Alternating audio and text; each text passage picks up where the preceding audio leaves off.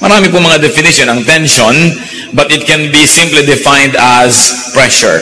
Imbalance, often with psychological indication of emotion. May tension. Ang buhay araw-araw maraming tension. At siguro hindi na kailangan sobrang i-define yan dahil nararanasan ng maraming tao yan parati. In life, it can also be full of stress. Stress can be defined as a physical, chemical, or emotional factor that causes bodily or mental tension. It's a factor that sometimes causes disease. So yan ang buhay, lalong-lalo ang city life, modern life, maraming tension and stress. We must take note that tension and stress are not unique to modern and to urban life. Although maraming pagkakataon in modern and urban life na magkaroon ng tension and stress. Uso na yan nung araw pa. Kahit noong Ice Age, maraming problema noon, nagkakaroon ng cold ice sheets. Even during the Jurassic Age, dinosaurs were stressed among themselves. Yung mga stress and tension na rin siyempre sila. Sa panahon ng Stone Age, so, no, tinatawag ng mga Paleolithic period, animals and rival hunters had tensions among themselves. Trespassers and tribal wars, uso yan at nabibigay ng stress ng Neolithic period. Kung kayo ay nagsusubscribe sa ganitong mga pagsukat ng panahon. During the Bronze Age, there was a lot of invasion, a lot of wars. And during the Iron Age, imperial wars. Dahil na-invento na yung mga espada, mga bakal, mga sibat, sobrang daming stress ng mga tao dahil nag-aagaw-agawa ng mga kingdoms. There was nearly always food shortage, lalo sa mga population centers. That was very stressful. At kung kayo ay nagkataon na slave, that's very stressful because you had no control over your life at lalong-lalo yung mga mahihirap. During the medieval times, religion was a stressor kasi natatakot ka lagi, pwede kang parusahan, walang mga pangangatwiran pagka ikaw ay ipadala sa mga religious wars. Natawag na ipagtatanggol mo ang relihiyon, so people were killing one another. During the Dark Ages, there was a lot of fear and a lot of superstition. Dumaan ang First and Second World Wars, tension, stress. Wala na yatang pwedeng bagong maimbentong tension and stress. Now, what are the positive uses of tension and stress? Tension physically energizes. Halimbawa, yun pong pana, pag hinila mo yun, may tension. Pero pag hindi mo nung hinila, wala namang power yun eh. Hindi man makakapagpalipad yun ng pana. Yung mga gitara, pagka hindi mo naman kinalabit yan at nahila, nagkaroon ng stress, hindi naman tutunog, hindi magkakaroon ng magandang sound. Tension stabilizes. Halimbawa, pag may bato kayong pinagdugtong-dugtong at nagiging arc, sa gitna nun, kailangan may capstone. And this is a very important part of architecture. Because without the capstone, and if these stones are left to relax among themselves, they'll collapse. Kaya pag nakakita kayo ng mga lumang mga building na may mga batong nagkaipon-ipon, sa gitna merong capstone yun na usually parang quarting V. It keeps everything in place. Because of the stress and the tension suffered or experienced by the stones, they remain where they are. Garter. Kung walang stress yung garter nyo, lalaglag yung ginagarteran, matatanggal. Diba? Kaya mabutit may stress. Yung rubber band, kung hindi yan na-i-stretch, and therefore there is stress there and tension, hindi niyan kayang hawakan yung gusto niyong talian niya. So, tension and stress stabilize, they challenge and develop many forms of strengths. Ang pinag-uusapan natin ay hindi lang ganyang uri ng tension and stress, kundi yung mga tension and stress na nararamdaman ng tao, nararamdaman ng kanyang katawan, at syempre kasunod na mararamdaman ng kanyang isip, ng kanyang emosyon, ng kanyang espiritu. Now, ang sagot ng tension and stress ay rest and recreation. Halimbawa, pag kayong gitara, hinila ninyo, may tension. Pag binawalan nyo yun, luluwag, rest. Laging merong ganun ang buhay. Ang mga bato, pagka mainit ang panahon at lumalamig ang panahon, pagkagabi at araw, lumalaki, lumiliit yan. Kaya yung paa natin, hindi pareho ng size yan sa umaga at hindi size sa tanghali at sa gabi. Dahil lumalaki, lumiliit, nagkakaroon ng tension and stress. Now, what about rest and recreation, especially rest? Rest is defined as freedom from activity or labor. Very physical rest. A state of motionlessness or inactivity when you look at rest from the point of view of physics. Rest can also be tinatawag nating pahinga. Yung pahinga ng tao, yung pahinga ng hayop, yung pahinga ng mga napapagod. What about recreation? It means to create again, to restore, to refresh something that got tired. Someone who was stressed and who was subject to a lot of tension. What are the forms of rest? Common forms of rest: stoppage, and blocking of the source of tension and stress.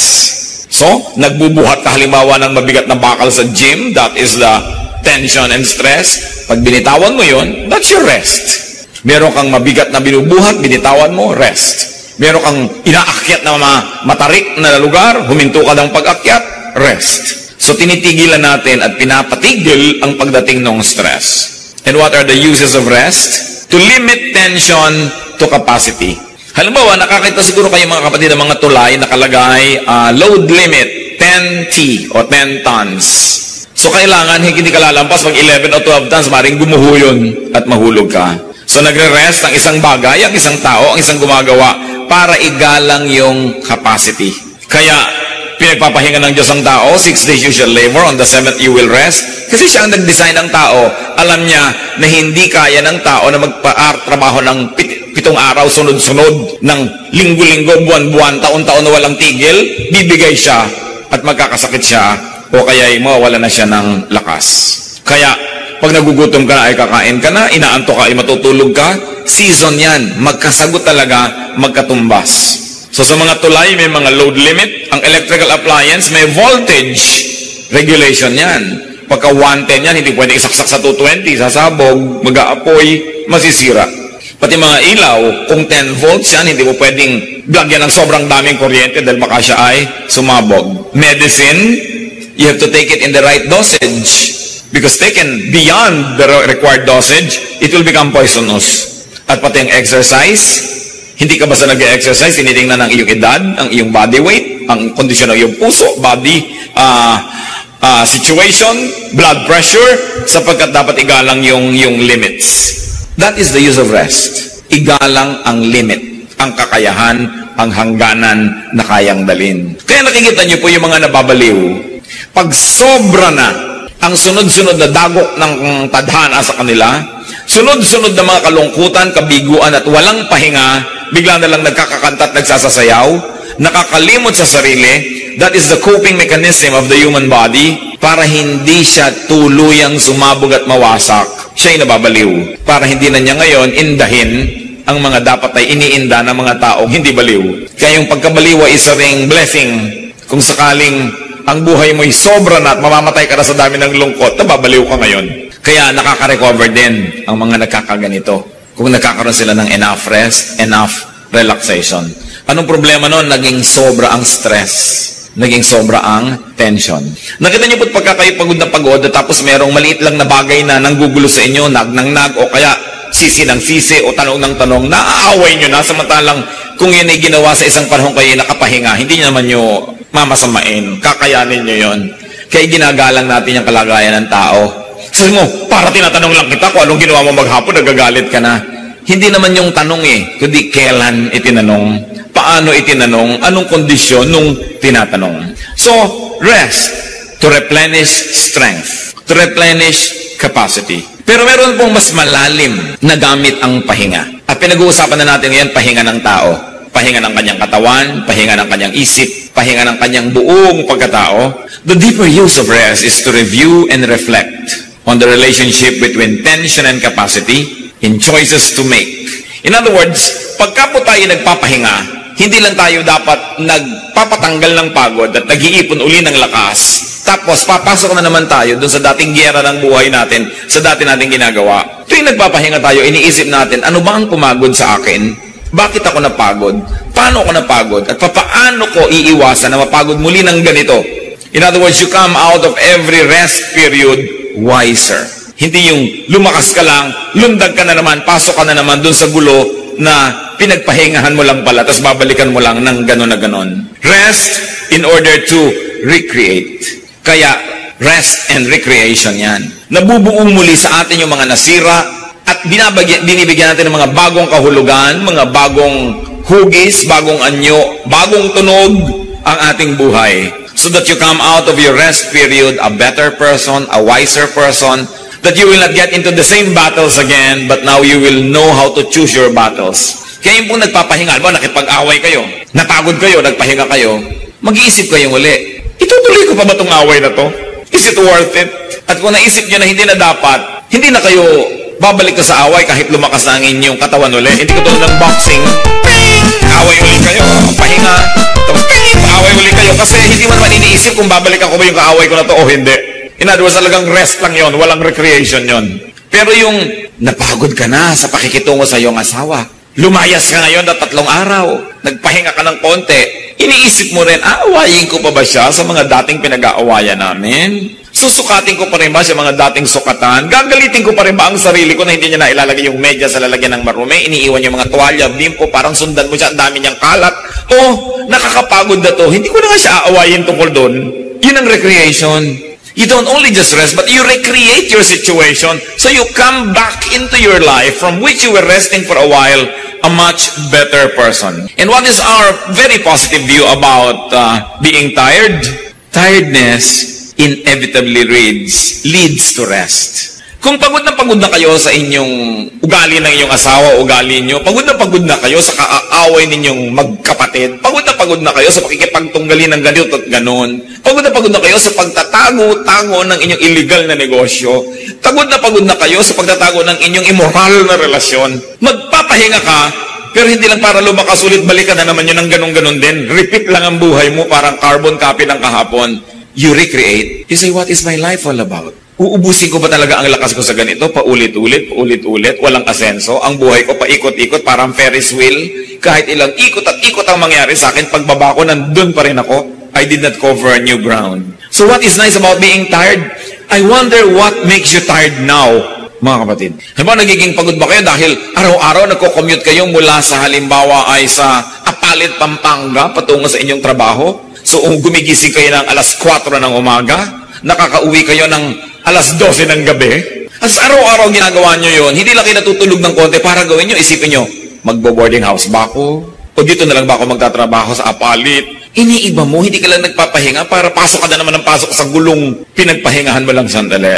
Tiredness leads to rest. Rest leads to strengthening, to reflection, to repositioning, to reassessment of your war and your warfare, and then to think, is it worth it? Rest and recreation, retreats, don't mean rest and recharging to go back to the same battle, to the same stress and tensions. Para iba, magre-retreat ako. Bakit? Para lumakas-lakas uli ako dahil pagod na ako dito sa aking asawa. Tapos pagkagaling sa retreat, pagbalik, bangaya na naman sila. Nakapagpahinga na ako. Diba? Ready na naman ako. Hindi ganun eh.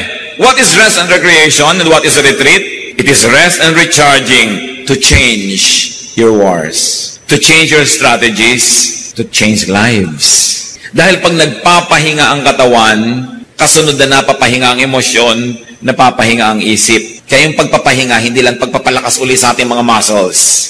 Pagbubulay-bulay, pagninilay-nilay, pag-iisip-isip, paghuhunos dili, pagbabagong loob. Malalalim na mga salita, pero meron yan konsepto sa ating kultura. Kaya sinasabi, mag-isip-isip ka. Magnilay-nilay. Kaya dapat ang mga bahay ng araw, lahat ng bahay, mayamat mahirap, may silyon. Kasi si silyon ka doon, uugoy-ugoy ka. Nakakapag-isip-isip ka. Hindi yung basta-basta na lang mga dalos-dalos at mga nagmamadaling mga pasya. Rest in order to change your approach to life, to the same problems that keep repeating, walang asenso. Rest so that you can change your methods. Rest so that we can change our lifestyles. Now, what are the lessons from tension and stress? Rest and recreation of life. Life is about seasons. Nakakailang tag-araw na ba at tag-ulan kayo ng inyong buhay? Nakakailan na ba kayong gabi at araw? Nakakailang leap year na ba tayo? Kung ikay taga-tabing dagat, nakakailang high tide and low tide na yan. Ganyan ang buhay. Seasons. Ecclesiastes 3:1-8, I will read from the contemporary English version. Everything on earth has its own time and its own season. There's a time for birth and death, planting and reaping, for killing and healing, destroying and building, for crying and laughing, weeping and dancing, for throwing stones and gathering stones, embracing and parting. There is a time for finding and losing, keeping and giving, for telling and sowing, listening and speaking. There is also a time for love and hate, for war and peace. May panahon ang lahat ng bagay sa mundo. At pag inisa-isa natin yan, sabi, there's a time for birth, which is tension. Paano po ipinapakita isang batang bagong panganak? Nakasara ang kamay. Nakasara ang kamay ng batang bagong panganak. May tension. Para bang sinasabi niyang, akin ang lahat, magiging akin ang lahat, aangkinin ko ang lahat. Life begins tensed. And there's a time for death. Ang mga namamatay po, nakabuka lahat ang palad. Wala ka pang makikitang kamay na namatay na kaganyan na may hawak na piso. Kahit hawak-hawak niya nung naghihingalo. At kung pelikula, iko-close at nalaglag yung hawak, patay. So, na-realize niya, wala naman pala talaga akong pwedeng hawakan. Wala naman pala talaga akong pwedeng angkinin. So, ibibigay ko ng ganyan lahat. So, nakikita po natin, tension and relaxation, birth and death. Crying is tension, laughing is relaxation. Kaya sinasabi nila, if you want to relax, laugh. Watch a comedy. Have fun. Meron naman mga lungkot-lungkot na sa buhay, pasanaan daigdig, manonood pa ng drama. Iyak-iyak ngayon, mugto-mugto ang mata. So, lalong na-tense ang tao. There's a time for weeping, tension, and a time for dancing, releasing tension. Nakaka-release ka ng mga toxins sa iyong katawan, papawisan ka, so you release tension. There's a time for keeping a closed fist, which is tension, and giving open fist, relaxation. A time for hate, kaka-tension. A time for love, nakaka-relax. A time for war, tension. A time for peace, relaxation. In other words, sinasabi po ni Solomon, mga kapatid, ang buhay ay ganito, tension and relaxation. Huwag na kayo magtaka, tanggapin nyo yun. Kung napatapat ka ngayon sa tension, di ma-tense ka. Ngayon, bukas, relaxation, mag-relax ka. Ang isa namang napakawala sa lugar, yung panahon para ma-tense, ay relax na relax. Mga padre de pamilya na wala nang malaman ng pamilya, relax na relax pa. Nakukuha pang manood ng TV. At meron namang dapat mag-relax, bakasyon, tense na tense ang nanay dahil kulang ang tinidor na dala, o may ganito, may ganyan. Hindi nagre-relax, dapat mag-relax. So mali, hindi sila katugma ng rhythm. What is the Bible trying to tell us? Life is about rhythms. Sunrise, sunset, high tide, low tide. Wala kang mapapala kapatid na ipagluksa ang low tide tuwing naglo-low tide. Sa matuwak at hindi, maglo-low tide at mag-high tide, lalo kung taga-Malabon ka. So, huwag mo nalang palungkutin ang buhay mo, mag-adjust ka nalang dahil andun eh. So, yun ang sinasabing mag-rest ka and mag-isip-isip, recreate. Bibili ba ako ng bota na hanggang hita, hanggang leeg, o lilipat na lang ako sa antipolo para hindi ako bahain. Pero hindi yan garantiya. Meron tayong elder na nasa antipolo sa ibabaw ng bundok, lumubog ang bahay sa baha. Ganyan ang buhay ng tao. Maraming hiwaga.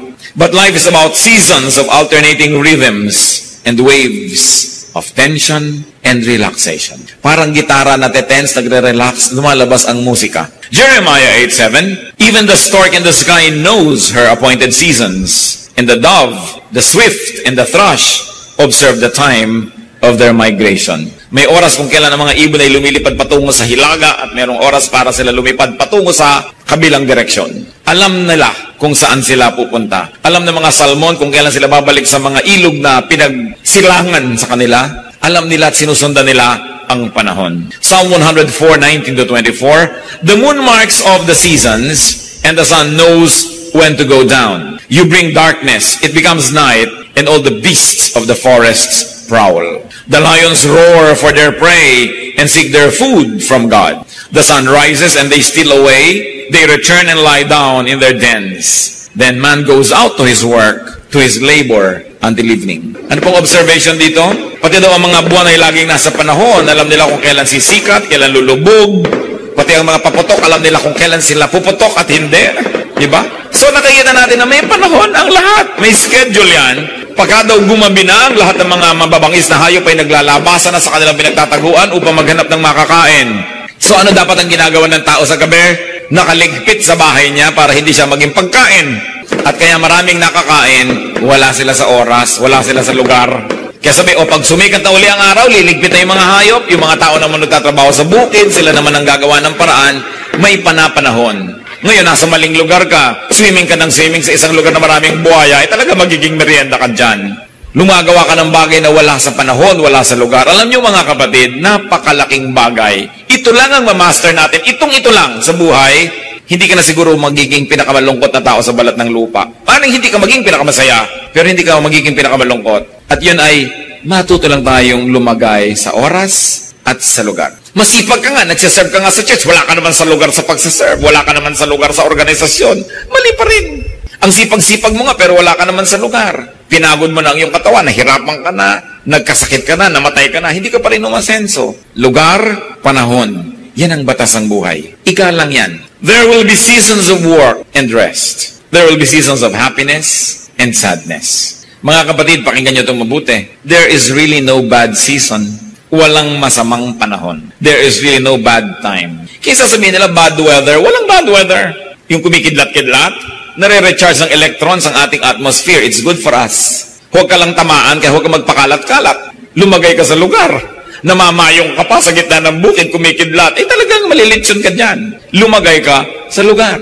Paligo ka ng paligo. Pagka alam mo may mga earthquake, pwede magkaroon ng tidal wave. Inanod ka na. Wala ka sa lugar. Di ba sinasabi nga, the early bird catches the worm? Just don't be the worm.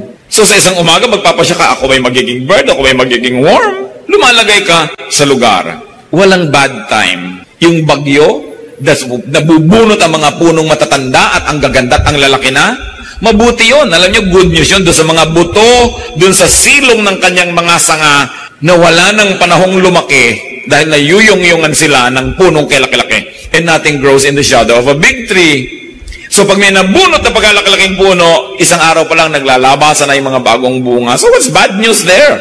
Hindi dapat pinepersonal. Ang tinitingnan mo yung buong planeta, yung buong mundo, it is good. Storms, earthquakes, lumulubog ang mga continent, meron namang mga bagong lumulutang. Huwag ka lang doon sa lumulubog na katungtong. Kaya napakahalaga yung timing Nasaan ka ba? Napaka-importante yan.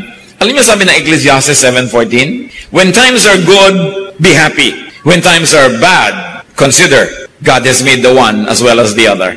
Ang ibig sabihin ni Solomon, hindi yan bad. Dahil walang ginagawang bad ang Diyos. Sabi niyo, ay bad naman, namatay ang mahal ko sa buhay. Pero lalo namang masamang di na yan mamatay kahit kailan. 300 years old na, buhay pa. So, napepersonal lang kasi natin. Pero natural ang tao ay mamamatay. Di nagsiksika na tayong lahat dito kung walang namamatay. Kung lahat ng dalangin ng tao, Diyos ko po, huwag mo pong kukuhanin itong pabuhayin mo siya. Pag pinakinggan ng Diyos, lahat yung panalangin nila, di nagsiksikan tayo, mamamatay din tayo sa food shortage, mamamatay din tayo sa dami ng mga diseases. So, hindi yan bad. Kaya lang, pag may patay naman, sabihin, ay good, namatay na siya. Pero alam niyo, ganyan talagang buhay. So, paano natin i-apply yun nangyari sa ating buhay? Malungkot tayo, pero huwag sobrang malungkot dahil gano'n talagang buhay Sabi ng Bible, a time to be born and a time to die. Alam niyo yung good news, if somebody died, ibig sabihin that somebody was born. So, yun ang good news, laging may kakambal. Ang dilim may kakambal na liwanag, ang gabi may araw, ang pagkapanganak may kamatayan, kambal-kambal yan. Hindi pwedeng kalahati lang. Anong gusto mo sa yoyo kalahati? Hindi yan iikot. May balance. Huwag nating sobrang pepersonalin ang mga nangyayari. Lalo't yan ay batas ng kalikasan, lalo't yan ay batas ng buhay. So how can you relax in spite of the tension? Just go with the season. Swim with the current. Flow with time. And I don't mean morally, Hindi ibig sabihin sumunod ka sa agos ng immoralidad. Hindi yun ang pinag-uusapan. Yung agos ng panahon. Tag-init ngayon, di mag-enjoy ka ng mga nagagawa kung tag-init. Huwag ka magreklamo ng magreklamong tag-init. Kasi pag taglamig naman, nagre-reklamo ka rin taglamig. Pag nasa Amerika ka, sabi mo, ay naku, mabuti pa sa Pilipinas, ganito, ganon. Pag nasa Pilipinas ka, naku, mabuti pa sa Amerika. Kahit saan ka ilagay, mali. Make every place that you set your foot on home. Kung anong pagkain nakaharap mo, enjoyin mo. Huwag mo sabihin, ay masarap pa yung nilaga namin sa bahay. Wala ka sa bahay mo, ito yung nilaga ng biyanan mo. So, masarapan ka na kasi kakainin mo rin naman Mag-adjust. May mga bagay tayong hindi naman nababago. At hindi naman dapat makipagyera tayo para baguhin pa. Samantalang mas madali kung lululunin mo na lang. And I don't mean morality and immorality. Let me be emphatic. Kasi siyempre, in areas of morality, naninindigan tayo. Pero konting-konting gyera sa buhay, ang karapat dapat ipaglaban. Marami, hayaan mo lang. Lilipas din yan. Get on with life. Get the most out of life. Give the most that you can give. And when it's time to die, die. Huwag gumawa ng mga pagsisisihan. At kung nagawa na, huwag nang pagsisihat na tapos na, baguhin na lang next time. At kung sasabihin nga natin, may nangyayari, charge it to the calendar. Sabihin mo, well, it's time to mourn. Wala tayong pera ngayon, mga anak, it's time to go simple. Kung marami tayo ngayong pera, well, it's time to enjoy it and share with others and thank God. Ang dami nating trabaho, well, it's time to work, walang matutulog. O wala tayo ngayong gagawin, it's time to sleep, long sleeps. Kung ano ang pinapayagan, anong ipinagagawa ng pagkakataon, huwag nang makipagtunggali dyan.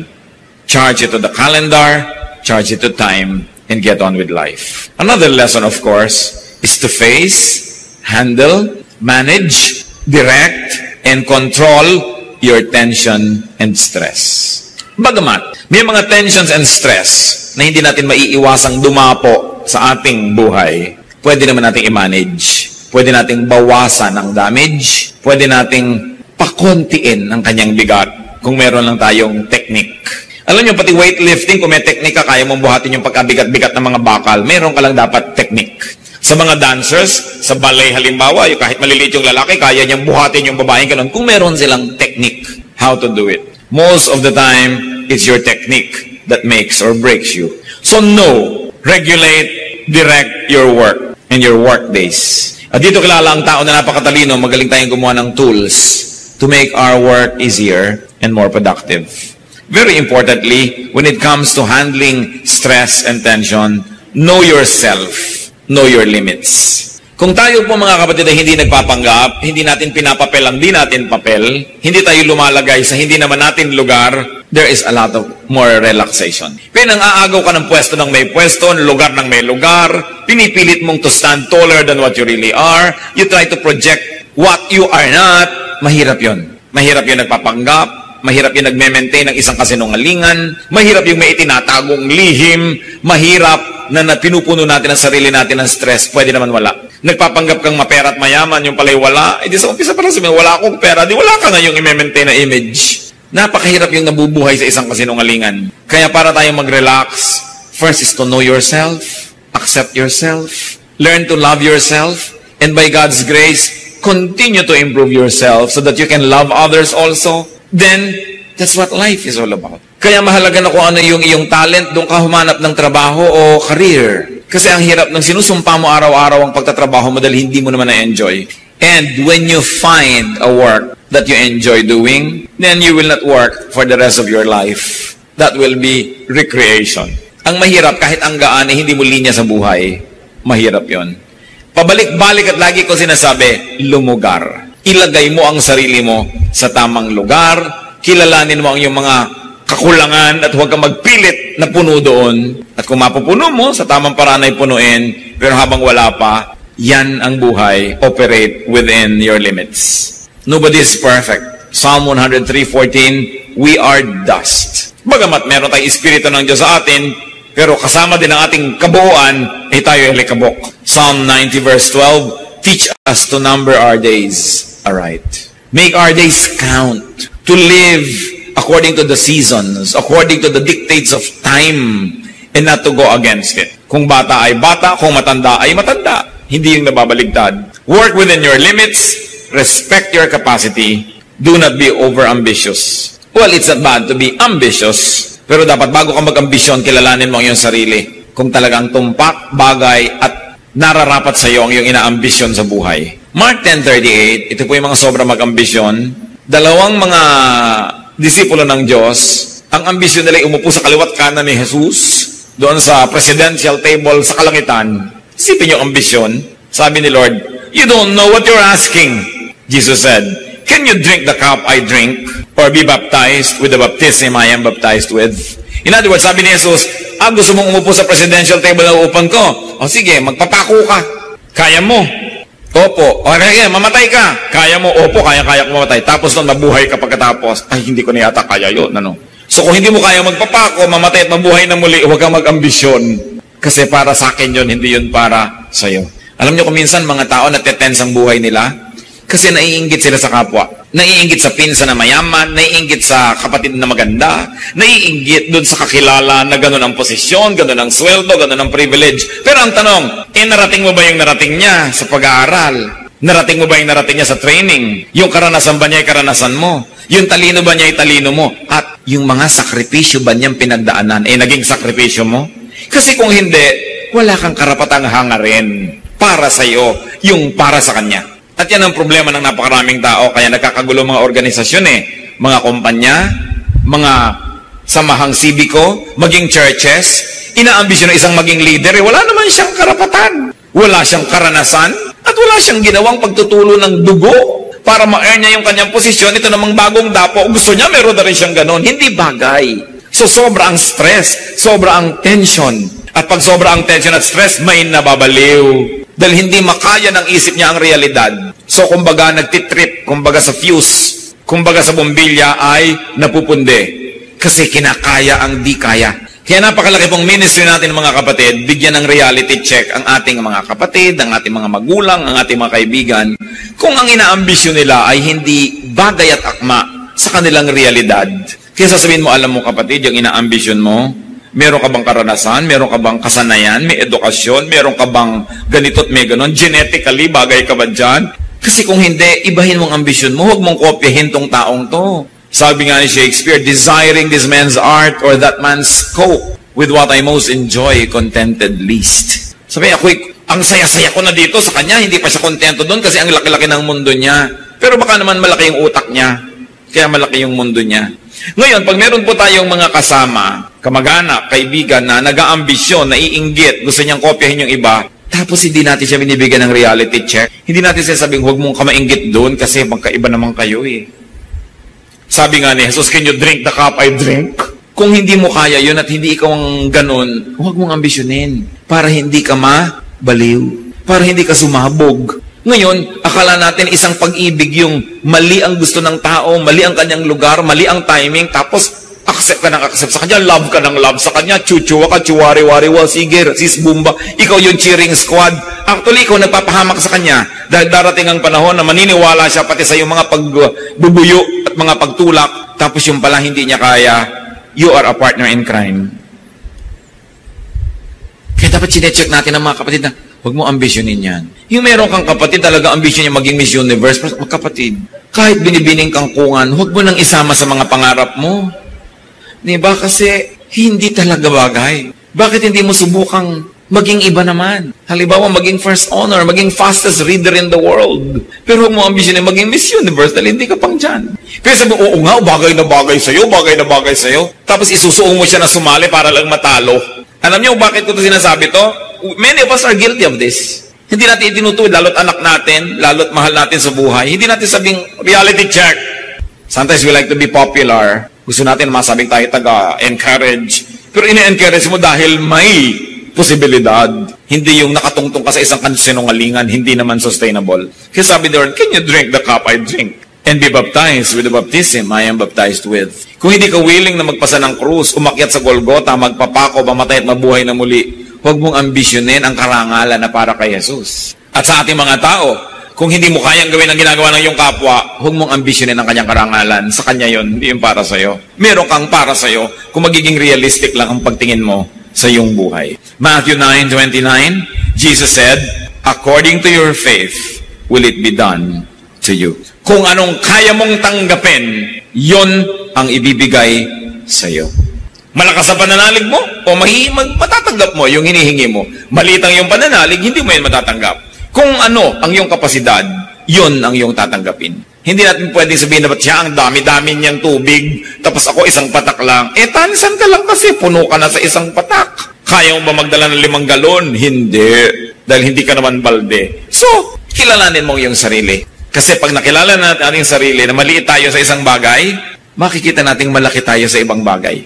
Dapat lang realistic. Luke 14:28-30. Suppose one of you wants to build a tower. Will he not first sit down and estimate the cost to see if he has enough money to complete it? For if he lays the foundation is not able to finish it, everyone who sees it will ridicule him, saying, this fellow began to build and was not able to finish. Hindi ba, bago ka man magpagawa ng anuman, titingnan mo muna kung kaya mong tapusin. Tuusin mo muna kung kaya mo. Ngayon, kung hindi mo kayang tapusin, titigil ka rin lang sa gitna. Huwag mo nang simulan. O kaya ang simulan mo, isang mas maliit na building na kaya mong tapusin. Kasi hindi mo rin lang matatapos, mapapahiya ka lang. Madadagdagan ang iyong tension at ang iyong stress. At mga kapatid, isa sa mga pinakamalalaking nagbibigay ng tension and stress sa buhay, yung kumakagat ng hindi kayang ma-afford. Naguhulog ng hindi kayang hulugan. Nangangako ng hindi kayang tuparin. Standing taller than what they are. So sabi, ayaw mo ng tension and stress, huwag kang umimbento ng problema. Operate within your limits. Respect your capacity. And then when it comes to rest, what's important? Have well-timed and well-spaced rest. May kasabihan po ang mga matatanda nung araw na maraming karetela, therefore maraming kabayo, at ang kinakain ng kabayo ay damo. Maraming mga kabayo dahil tinitipid ng mga kutsero, hindi pinapakaing mabuti, nagkakasakit, naghihingalo, tapos pagka naghihingalo na tsaka dadala na maraming sakate o yung damo, hindi na makain ng kabayo. Kaya sabi ng matatanda, aanhin pa ang damo kung patay na ang kabayo. Tanong ko sa inyo mga kapatid na laging pagod, kailan pa kayo magpapahinga sa loob ng kabaong? Kailan ka pa magpapahinga kung patay ka na? Kailangan binibigyan natin ng priority ang pahinga. Kahit tayo merong deadline, mabuti na hindi mo nabit ang deadline kaysa ikaw na dead. Lagi ka na stressed, maraming umaasa sa'yo, marami kang pangarap, pero huwag mong papayagan na hindi mo i-match yung ginagawa mo sa capacity mo. Kasi bibigay ka rin. Exodus 31:15, utos ng Diyos, for 6 days, work is to be done, but the 7th day is a Sabbath of rest, holy to the Lord. Huwag niyong kakalimutan magpahinga. Bagamat maraming tao, dapat ay pagtrabahuhin dahil ang nalimutan niya magtrabaho, puro pahinga ang inatupag. Pero yung sobrang sisipag din, hindi yan virtue. Dapat nagpapahinga ang tao. Diyos na ang nagtakda. Siya ang designer natin. Alam niya kung hanggang saan ang kaya. Kaya pati nga po ang mga disipulo ng Panginoong Hesus, sila ay napakaraming pinapagaling, pinapayuhan, ipinapanalangin. Pero sa dami ng taong hindi tumitigil ang pagdating, parang agos ng tubig ang dating nila, niyaya ng Panginoon ang kanyang mga disciples na iwan ang mga pasyente at gutom at magsarili sila sa isang tahimik na lugar para magpahinga. Mark 6:31, come with me by yourselves to a quiet place and get some rest. Yan ang sinabi ng Panginoon. So hindi ko mo kayo ay nasa ministry, naglilingkod sa Diyos, nasa mission, ay di na kayo magpapahinga.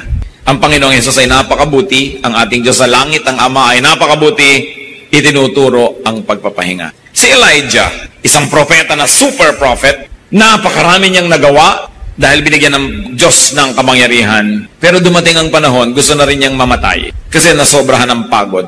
1 Kings 19:4-5 and 7-8, he came to a broom tree, sat down under it, and prayed that he might die. I have had enough, Lord, he said.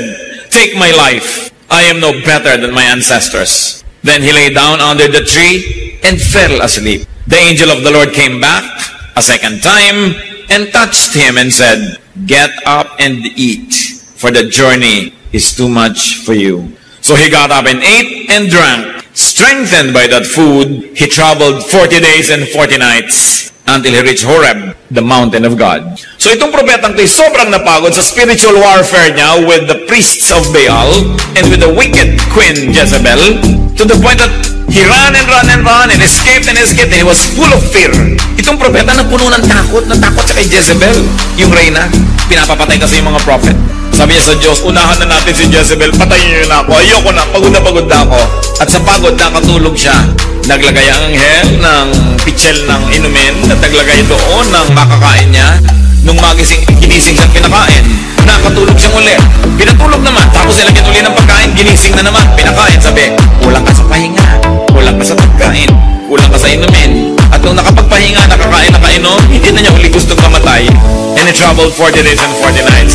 Listen here, brothers and sisters. Kung meron sa atin, and I hope wala, na kung minsan naisipin niyo magpakamatay, kulang lang kayo sa pahinga. Magtigil-tigil kayo. Magpahinga ka. Ipangutang mo para ka makapagpahinga. Kaysa ipangutang ang iyong ataol. Magbakasyon. Lumayo sa problema. Manahimik. Mag-isip-isip. Mag-recreate. And go back into your old world a changed person. With a new strategy, a new method, a new hope. And you can walk another 40 days and 40 nights. Pagka gusto nyo ng sumuko, gusto nyo tumalon mula sa building, lastasin ang inyong pulso, o di kaya lumunok kayo ng lason na expired. Pag nagdadramang bukid kayo, awang-awa kayo sa sarili ninyo, parang aping-api kayo sa mundo, kulang lang kayo sa pahinga. Magpahinga. Kaya mahalaga mga kapatid, bigyan naman natin ng pahinga ang ating kapwa. Kung may nanay kayo na pagod na, agawin niya naman sa kanya ang trabaho, agawin niya lahat ng mga chores, mga 1 linggo, 2 linggo, pagpahingahin siya. Meron kayong mga kamag-anak na naaasahan, laging siya na lang ang taya sa gastusan, lagi na lang siya ang nagbabayad ng lahat-lahat. Pagpahingahin naman, kahit huwag kayong gumasta, kumain na lang kayo ng crackers. ng mga 3 linggo, matigil man lang siya ng kagagasto sa inyo, pagpahingahin ninyo, kesa naman isipin, gustuhin mamatay ng inyong mga mahal sa buhay. Kailangan pinagpapahinga natin ating kapwa. Hindi ko muna sa sandalan nyo, lagi na lang kayong sasandal. Remember? Night and day, diba? Kaya kailangan minsan kayong sumasandal, minsan kayong sinasandalan. Minsan tayong umaasa, minsan tayong naaasahan. Mahirap naman kasi sa marami sa atin pagka nakasandal na, talagang hihiga pa. At ayaw nang bumangon. Nahirati na lagi na lang siyang pabigat. At kung kayo naman yung nabibigatan at hindi nagkukusa yung nakasandal sa inyo, oy, tumayo tayo, kailangan muna at magpapahinga lang ako. Para naman may masandalan ka uli kung nakapahinga na ako. It is important in life. Get away from your stress, from your tension. So rest to stop the tension and the stress. Rest to recover strength. Rest to reflect on your life, on your work, on your war, and on your warfare. Many fears are born of fatigue and imaginings. Kaya mga taong pagod, matatakotin din. Napakaraming kinakatakutan, natatakot baka mag-gera, baka maubos ang tubig sa planeta, baka mag-global warming. Lahat na kinatakutan, pagod kasi. Pero pag naman nakapagpahinga na, naku, nakikita na yung dumadaang gwapo, nai-inlove na, nalilimutan na ang global warming, no? Kasi nagkakaroon ng pahinga eh. Importante yon. Recreate and rest to recreate. Psalm 1:1-2, Blessed is the man whose delight is in the law, and on his law he meditates day and night. You want to keep your balance? You don't want to lose your bearings? Meditate on the Word of God day and night. Diyan natin makikita ang mga sagot sa ating mga tanong. O diyan tayo matututo ng mga dapat itinatanong sa buhay para malaman natin yung mga hindi naman dapat ang ipinagtatatanong at walang katuturan, pinagtatatanong pa. Meditate on the Word of God. Magpahinga. At hindi po lahat ng paghiga ay tinutulog. Kasi kung minsan yung nakahiga ka, rested ang iyong body, umaangat ang iyong level of consciousness to the point that you can get to a spiritual dimension that you can commune with God. Psalm 63:6, sabi ni David, On my bed I remember you. I think of you through the watches of the night. Sa lahat ng oras ng gabi't bahagi ng gabi hanggang ang umaga, ikaw ang aking pinag-iisipan. Ibig sabihin, gising siya.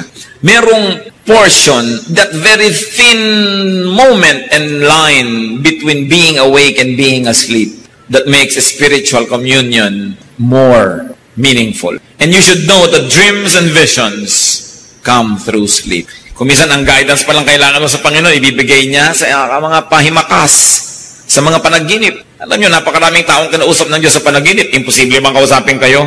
Kaya lang, ang nananaginip ay yung hindi sobrang lalimang tulog. Pag sobrang pagod ka rin, mahirap nang managinip pa. Kaya dapat din, hindi pinapagod sobrang sarili. Daniel 7:1, Daniel had a dream, and visions passed through his mind as he was lying on his bed. Meron ang tinatawag na twilight zone, na half awake, half asleep. And you should give yourself that kind of time. Hindi yung panood ka ng panood ng video, nakakatatlong palit na ng video hanggang hindi talaga nagdidikit ang mata mo, hindi mo papatayin at di ka matutulog. Wala ka ng panahon mag-vision noon. Wala ka ng panahon mag-dream. That's why we've got to give ourselves the space so that God can talk with us. You have to plan, protect, even beautify your rest, your sleep. Mga kapatid, baka naman ilang buwan, ilang taon nyo nang ginagamit yung una ninyo na ubod ng laki o ubod ng liit. Mano ba naman bumili kayo ng perfect unan? Yung una na bagay sa inyong leeg, sa inyong mukha, yung curvature ng inyong likod ay tamang-tama. Ang matalinong tao, matapos siyang mag-invest sa necessity ng pagkain, mag-i-invest siya sa good bed. Baka naman yung kama nyo, ang mga paa na ay lata ng floor wax. Nakalundo na yung likod, tinutusok lang yan ng mga spring at kung ano-ano. Tapos, kung saan-saan kayo nag-uubos ng pera, magandang cellphone at kung ano-ano. Samantalang yung kama, sabi nga ng advertisement noon, I want 1/3 of your life. Because normally, you spend 8 hours on your bed. That is 1/3 of 24 hours. It's 1/3 of your life. So if you live to be 60, 20 of those years, you were in bed. Bakit nyo hindi gandahan ang kama nyo? Hindi nyo gandahan ang inyong kwarto? Hindi yung paghiga mo, may kawali sa likod. Ay, may kawali dito sa likod ko, may sapatos, mayroong thumbtacks, nandun na lahat, no? Kung matalino ang tao at meron naman siyang gagastahin, aayusin niya ang kanyang higaan, ang kanyang bedsheet, ang kanyang kama. Kasi sa pagtulog ay maaari siyang managinip at makatagpo niya ang Diyos. Napakahalaga ng tulog.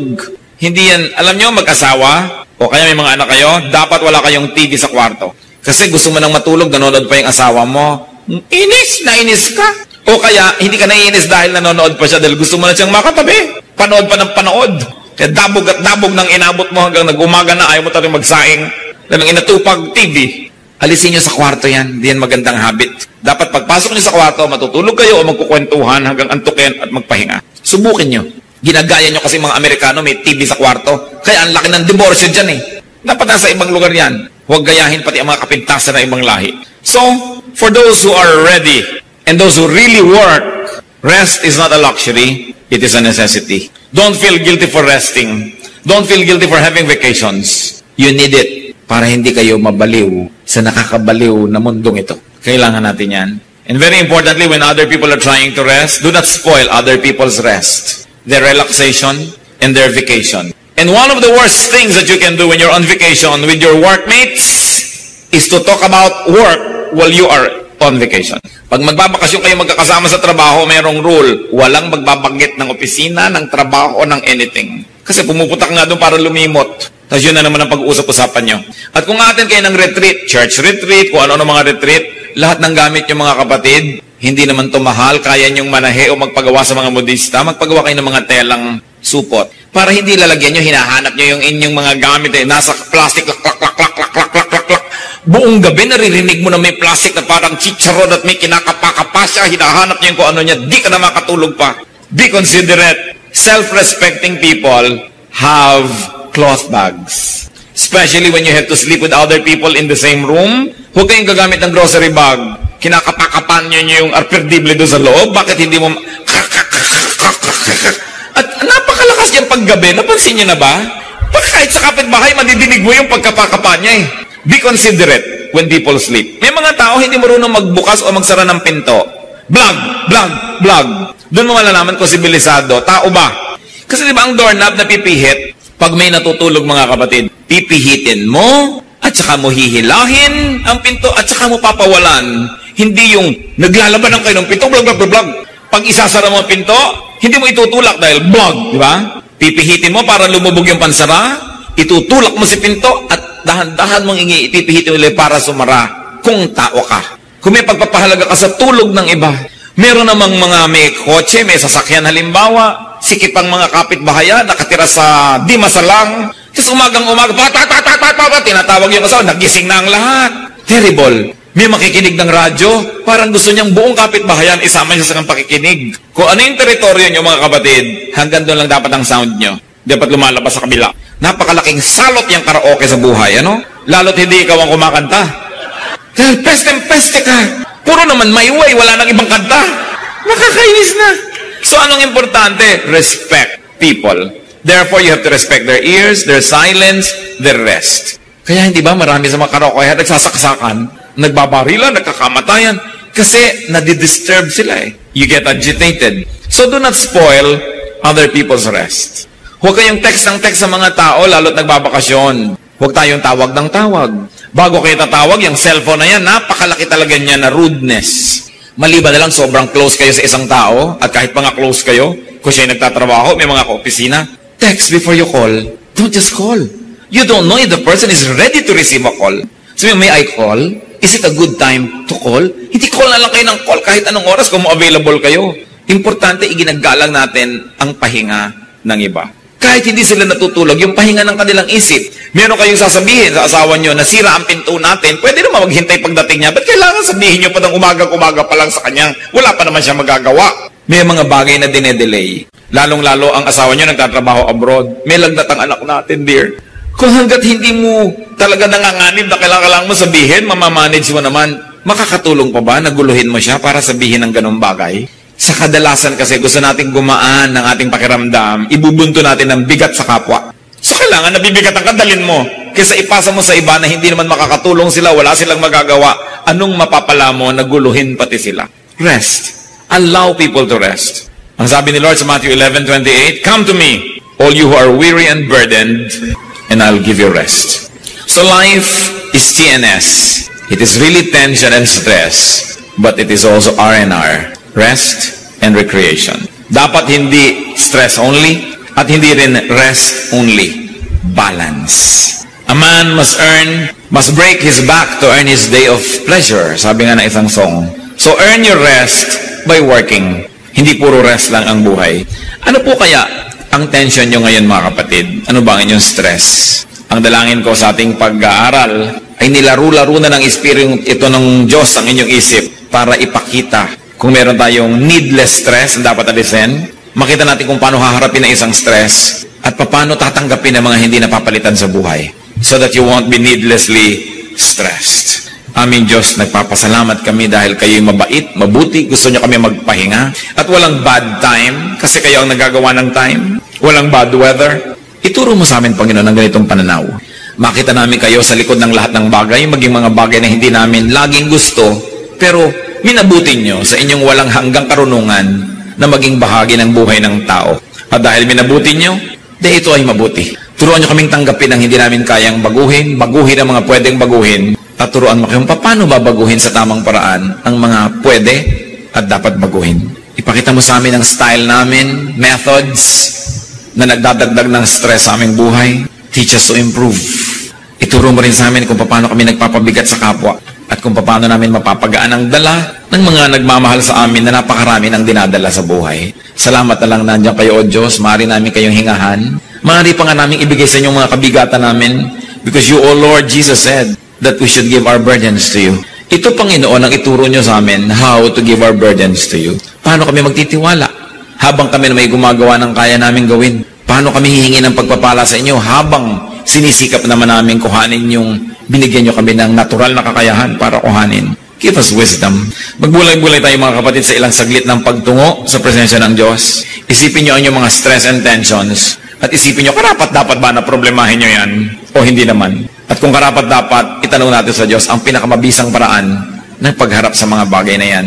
At sa kabila ng lahat, sa kabila ng kuminsan na hirap, sa kabila ng napakaraming dapat gawin, humingi tayo ng karunungan sa Diyos kung paano ipaglalaban yung pangangailangan na magpahinga. Sa inyo namang hindi makatulog kahit nakahiga, dalangin ko ay pagpalain kayo ng Diyos na kung kailangan yung matulog ay makatulog kayo. Para kung kailangan kayo gising, ay gising naman kayo. Ipanalangin nyo ang inyong mga sarili kung kayo hindi mapagkatulog, kulang ng tulog, mababaw, ang pahinga ay hindi sapat. O kaya naman ipanalangin nyo ang inyong mga mahal sa buhay na alam nyo kulang talaga sa pahinga. Let's be alone with God. Let the Holy Spirit of God give us an agenda as to what to pray for. Huwag nating basta sayangin at palampasin ang pagtuturong ito sapagkat mahalaga sa ating lahat. Ama namin sa langit, Espiritong Banal, humihingi kami ng karunungan na matuto. Magkaroon ng mga practical na mga gagawin to face our tensions and stresses so that we can have more meaningful rest and recreation. Magbulay-bulay tayo mga kapatid. Be alone with God and be blessed.